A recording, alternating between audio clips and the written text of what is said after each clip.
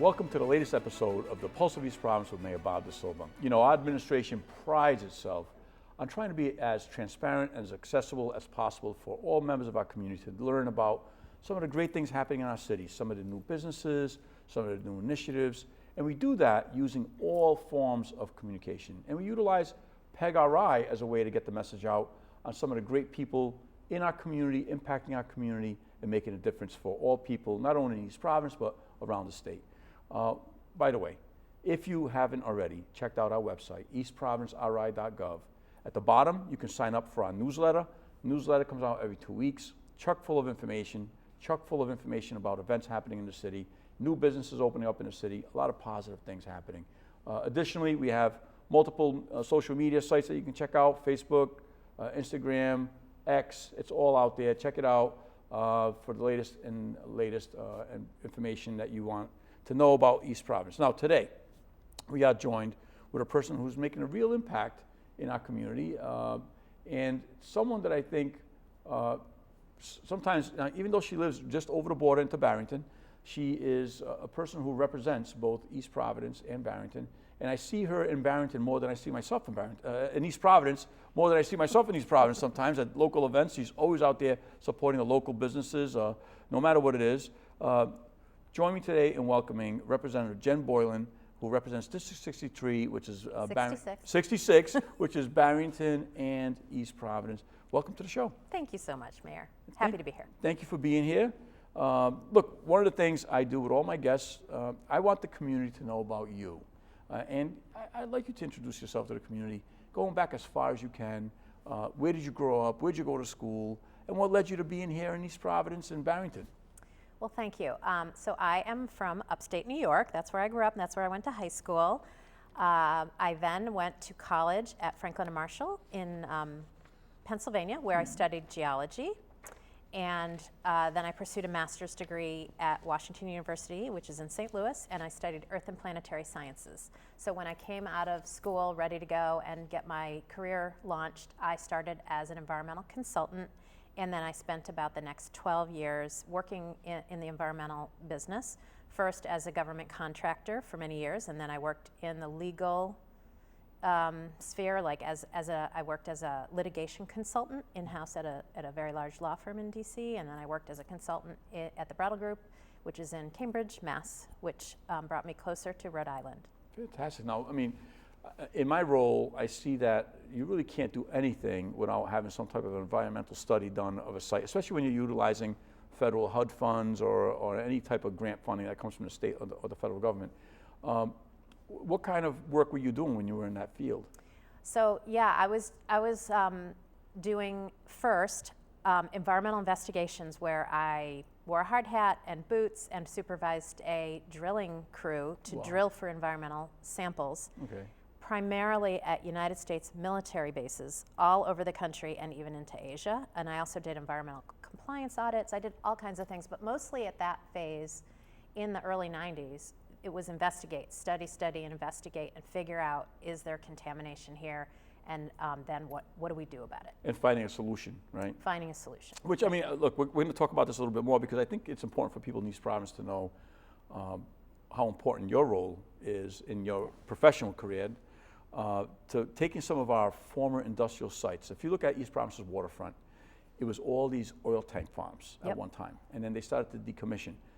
And there's a lot involved in trying to bring that land to be usable for other purposes, right? So one of the properties, Kettle Point, which is a beautiful development where we have a lot of new residents and people who either moved from other communities or maybe grew up in East Providence and wanted a new place. That used to be an oil tank farm, and they got it cleaned up. And you know the area. What do you think about that neighborhood there? Well, the neighborhood is quite beautiful, and it's a fantastic example of taking an area that does have contamination concerns and figuring out how to clean it up to the point where you can make use of the property and in a safe way that protects the environment and protects the folks that live there. So you ended up moving to Barrington. How did you end up in Barrington? Because you grew up in New York, right? I was in New York and then college and then worked in DC. Yeah. That's where I worked primarily as an environmental scientist. But then I got a job at the Brattle Group in Cambridge, which is a economic and environmental consulting firm that's pretty well regarded in the energy field. I worked in Cambridge for several years, had my first child, and we were just looking, my husband and I were looking to live near water and live in a more beautiful environment than kind of the urban setting we were living in. So we started driving around Rhode Island until we found a community that looked good and looked for a house in Barrington. Right. Ended up moving here about 21 years ago. 21 years, all right, Yep. good. And your children are now, how old are they now? They're hardly children. My oldest is 23 Yeah, and launched, and my youngest is 17, still in high school, one more year. fantastic, fantastic. No, and Barrington is a wonderful community. We're very, we work closely with them on a lot of initiatives. So you decided at some point, how did you go from environmental scientist to, hey, I want to be involved in the world of politics? How did that happen? Well, so I quit my job in environmental consulting when I moved here, Okay. or shortly before I moved to Rhode Island. And I started working for my husband's small business part-time. He owns an IT business in Warren. Okay. So I could be home with the kids and, Okay. and have a more flexible schedule. So I worked part-time for him, and I still to this day do. And my kids were very small in 2012. Right. I had a toddler and I had a fourth grader when the Sandy Hook school shooting happened. Oh, God, yeah. And that changed the trajectory of my life, truly. The trauma, vicarious trauma, No? as a mother, that I experienced from seeing that unfold and from the lack of action on the part of our government in the wake of that calamity, I never got over it. And that first legislative session after Sandy Hook, so that this would be 2013 spring, I went to the State House for the first time ever. I was never political. I met with my congressman. I never had done that before. I went to my first gun bill hearing in Senate Judiciary. Never had done that before, and boy, was that eye-opening. And figured out that I needed to be organized with other advocates to move the needle forward on gun safety. And I knew nothing about gun laws. I really was coming in cold and quickly learned about the power of advocacy and also about the forces that I was up against in the General Assembly, how pro-gun it skewed. And it took many years for us to pass our first common sense gun bill, which was a domestic violence gun bill to disarm domestic abusers here in Rhode Island. But as I learned the legislative process and what our gun laws were and how things worked, it became something I was fascinated by and very interested in learning about, and I've learned all along the way. So you were part of a group, or did you help form that group? What was the group you were part of? It was Moms Demand Action for Gun Sense in America, and I joined. It was founded on the day after Sandy Hook by Shannon Watts, but I joined it as soon as I learned about it, which was shortly after Sandy Hook. Right. Took a little while, and then I joined, and I was a volunteer, and I just was like a foot soldier volunteer with them, and ultimately fell into a leadership role and ultimately ran the chapter for several years, and also then was the legislative lead for their local chapter here, which is where I really immersed myself in legislation. So you were already impacting legislation as an advocate, part of Moms Demand Action. Correct. And I remember seeing you around in Yeah. your role. I was up at the State House all the time working on all kinds of gun safety bills for years, for over 10 years. Which fascinates me sometimes is that was one of the most horrendous incidents that could have happened ever, and it gets forgotten so quick. You know, people, if it doesn't happen immediately to them, they don't think it really happened. Yeah. And that was such a tragic incident, and as a former police officer, I can't even imagine what those families had to deal with and the trauma that the community felt. And still really, there were some advances made in gun safety and gun laws, but not really far enough to where we needed to be. But you're still advocating now in a different role. So you decided, hey, I'm gonna run, I wanna be part of the answer at the State House. I wanna be part of the decision making. When did that first happen for you? I actually had not intended to run, and I figured I'd maybe consider it after my kids were launched out of the house, after the youngest graduated from high school. But when my own representative decided not to run for re-election about 4 years ago, that's Lyanna Kassar, who was representing District 66, you know, when the seat opened up, I was faced with, like, should I go for it now? Because I know that's the easiest time to run, when there's an open seat.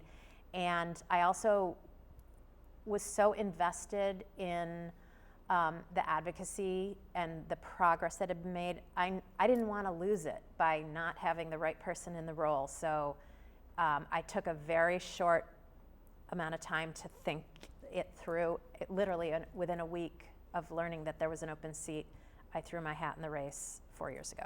Good, good. And so you got to see what it's like from the other side now, right? Yes. And it is an interesting process. I mean, I was up there for a little while, and you learn so much, because when you're on a committee and you're getting all these experts coming before you, I mean, it's really quite an education, and you learn how things get done up there and how issues impact people differently.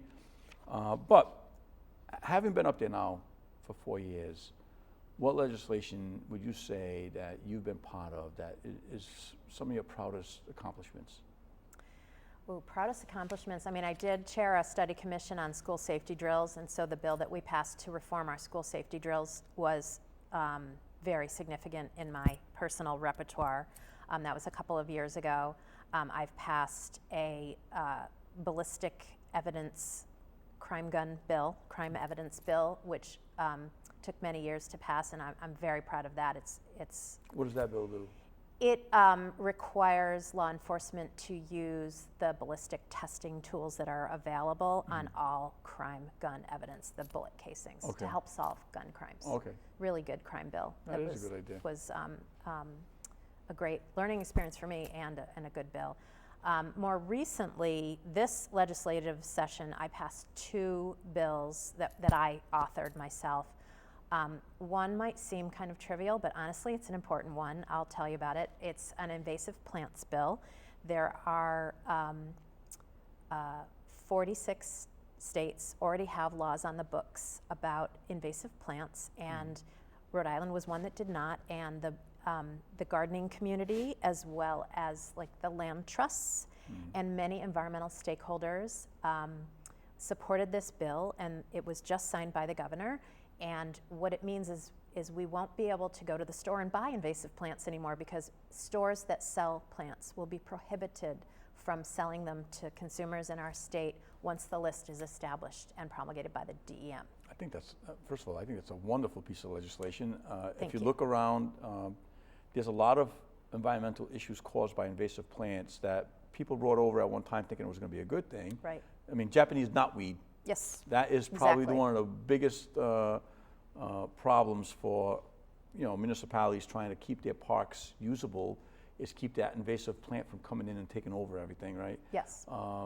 The tree of heaven, which Ooh, is that one I don't know. The tree of heaven is also a very invasive tree that is the host plant for the spotted lanternfly, yeah. which causes a lot of problems around. So I think that's great. Now, a lot of people may not be aware. I don't know, I think as you age, I'm getting older in my days, you get more and more involved in gardening in the yard, and you become more aware of things that you never thought you'd be looking up and learning about. But my wife and I are so much into the gardening, and so I can see how this piece of legislation will help people unknowingly. Yes. You go out and you think, oh, it's such a pretty plant, I'm going to buy it. Right. Then it's impacting the greater environment, and that comes from your environmental science background. Yes, yes. So I'm thrilled with that one. Yeah. And let me tell you about one other bill that passed this year that I'm just so proud of, and it didn't get a lot of attention, but it's such an important bill. I was emailed by a constituent from Riverside, a woman who told me that her husband was a homebound veteran, and he could not get anyone to come to the house and take care of his feet, meaning cut his toenails. Something so simple. She couldn't do it. He couldn't do it. He had all his primary care and medical care taken care of by the Veterans the VA would send someone, but no one would touch his feet. And I thought, my goodness, this should be easy to fix. Little did I know that it was not legal in the state of Rhode Island to have a qualified, certified foot care nurse come to your home and provide you with this care. It was prohibited in our state, and it was legal in pretty much every other state.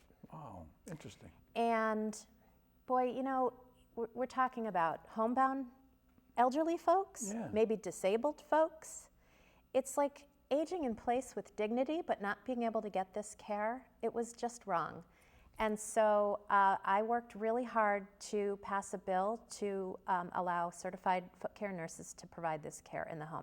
I know it seems small, but it was supported by all the Senior Agenda Coalition and the AARP and all the organizations that support, and disability advocates as well. And that bill was just signed into law, and my constituent who called actually hired a certified foot nurse to come into her home for the first time in years, because it's been prohibited in Rhode Island for years. And it just is a story with a happy ending that I'm very proud of. You know, and that's the kind of things that people don't realize. Sometimes there's pieces of legislation that were put in place for whatever reason, and people don't understand the negative impact that will have. Yep. You saw this problem, you fixed it, Yep. and now immediate results where someone's getting the help they need.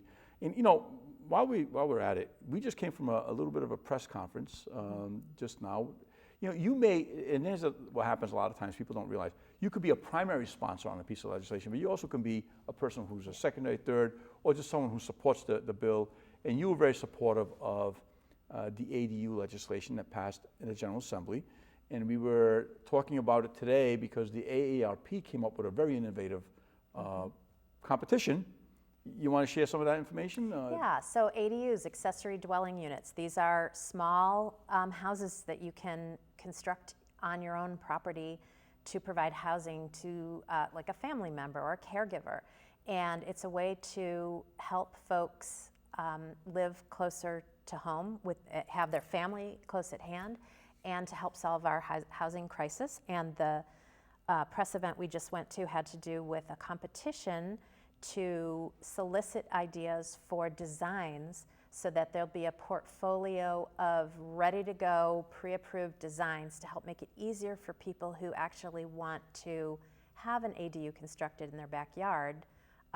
They would have just a simpler pre-approved solution menu for them to choose from. I think it's such a remarkable idea and a nice little program from AARP. Matt, we're gonna have to call maybe somebody from the AARP and have them on here to talk about some of the other initiatives that they have going on. I think it's a great organization. But ADUs, so on the East Providence side, I'll share with the community and with yourself, Rep. You know, our city council changed the law so that instead of a 21,000 square foot lot requirement, it went down to 5,000 square foot lots. So, you know, that way, if a person has a smaller lot and they can meet all the setbacks and lot coverage, they can actually put an ADU on their property. Additionally, we had first passage of a piece of legislation that I worked with Council Vice President Rigo, Council President Rodrigues, to create a tax stabilization.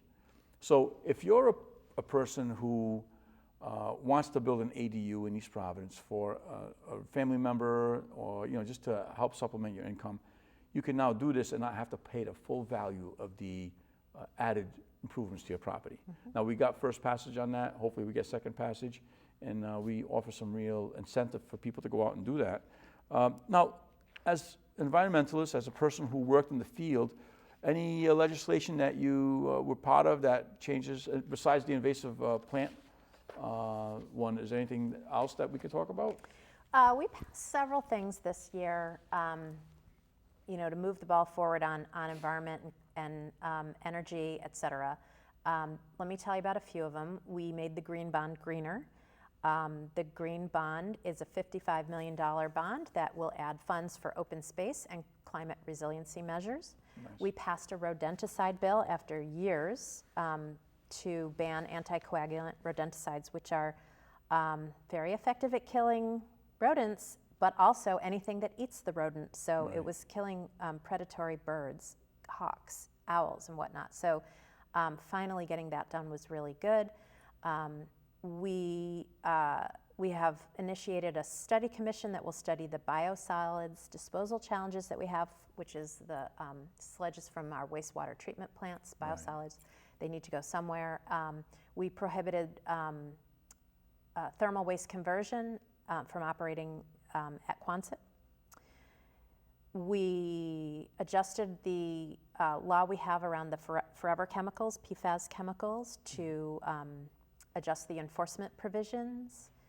And we did a building decarbonization bill to require energy use reporting of some of the largest buildings, which is kind of a first step to building decarbonization.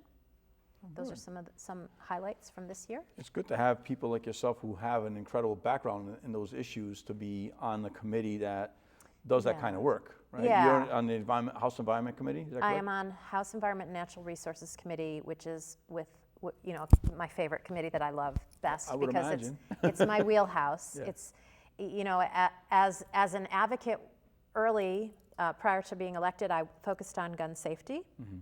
And I really was immersed in that, and I was always worried about climate and environment. It's my professional background, but I wasn't very involved in any of those advocacy groups. So now that I'm elected, I am lucky to be able to work on such a diverse portfolio of issues, and climate and environment has really risen to the top for me. Well, here's an issue that has been forefront here in East Providence, and I know in Barrington, and you're kind of leading the charge on this. I know we just had a meeting with you and our police chief trying to get, together on some of the language, but e-bikes, in my opinion, e-bikes have, the technology has progressed so rapidly that current legislation, current laws and regulations have not kept up with how quickly these things have become prevalent and how fast and powerful they are. Can you talk about some of the legislation you're putting together? I can. So yeah, e-bikes and e-things, all these different ways of getting around the scooters and the skateboards and the one-wheelers and all these electronic means for transportation, which are sometimes called micro-mobility devices. They've really proliferated, and people are using them to get around. It's cheaper than a car, and in many ways easier than the car, and there's shared use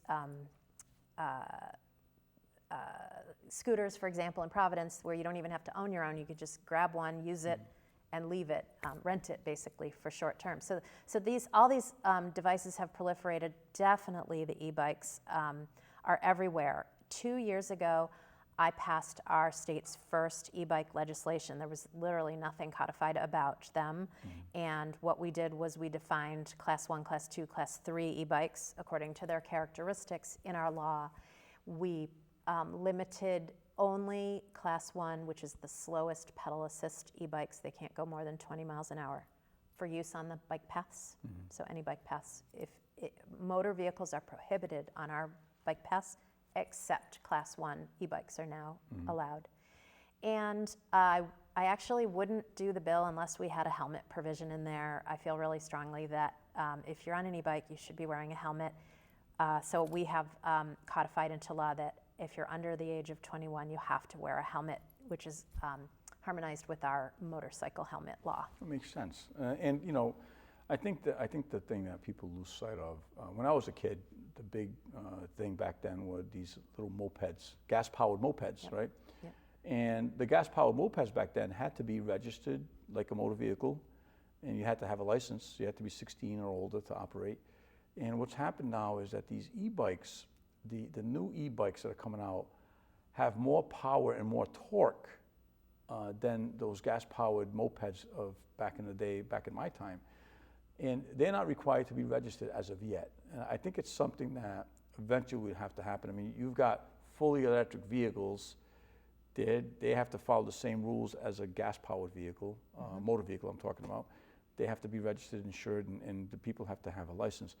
These e-bikes, and I know we could talk about some of the incidents, but I will tell you that in East Providence, we had 2 recent incidents involving collisions of a motor vehicle and an e-bike. And what's happening is you have these young people who are not properly trained or familiar with road traffic control devices, and they're driving them around a little bit haphazardly, and then they come into collision with motor vehicles, which fortunately we haven't had a fatality in East Providence, but I know that recently nearby we had one, right?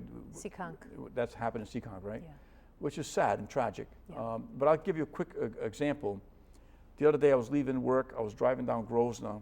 I had the green light at Grosvenor and Broadway, and this young person on an e-bike came flying. He must have been doing 50 miles an hour, but he came down the sidewalk right before I crossed the intersection and crossed in front of my car. So basically, traffic coming on the sides had the red light, but he's not seeing it because he's on a sidewalk, and I almost collided with him. Now, recently, we passed a local ordinance that prohibits operating on sidewalks, right? Which I hope will help reduce some of those instances. Mm-hmm. But in this particular case, the kid was gone before I even had. I was shocked. I almost hit the kid, and I looked to the left, and before I could even get on the phone to call for anyone to come check, the kid's gone. Yeah. I mean, he was flying on this thing. Right. So, it's something that needs more insight. Now you introduced legislation. It went through committee. Next session, you're looking at fine-tuning some language, right? So this year I introduced a bill, and honestly, our law is very convoluted around a lot of these bicycles and scooters and all these different things. I drafted a law that ultimately got modified and simplified into a sub-A, which is the amended version of the bill that we passed in the House. It never made it out of the Senate, though. It basically, it did three things. It took this provision that says in Rhode Island state law that if you're under the age of 16, you are not permitted to ride an e-bike. It was a provision that's buried in the vehicle registration section of law. It needs to be moved and put into the e-bike section of law. And we also focused on legislating a way to get the word out to people who purchase these bikes. What are our laws so that they will know when you purchase an e-bike, so that you will know, so that a mom or a dad doesn't go to the store and buy a 12-year-old an e-bike and spend considerable amount of money on it, unknowing to them that it's illegal for a 14-year-old or a 12-year-old or an 8-year-old. They're not allowed to ride e-bikes in our state. They have to be 16. Common sense legislation. Look, I'm getting the word from Matt that we are down to no time. We have to wrap up. He gave me the wrap message. I can't believe how fast it went. Wow. Is anything else you want to mention before we wrap up? Well, I just know that I'm going to be studying. Massachusetts did a very thorough study of micromobility and put forth a fantastic report that's detailed, that has lots of recommendations. And my goal is, before the next legislative session, to learn from what they're doing in Massachusetts and put forth new legislation to help our laws keep up with this technology that's constantly emerging. We appreciate your advocacy on that, and I think it absolutely needs some type of further refinement on the law, because we understand that these are motor vehicles, and young people with no training are taking them on the road with very big vehicles, sharing the road with them. So thank you so much. Rep. Jen Boylan, we just spent 30 minutes listening and hearing and learning from Representative Jen Boylan, District 66. I keep saying 63. 66. 66. We are so grateful to have had you here with us today.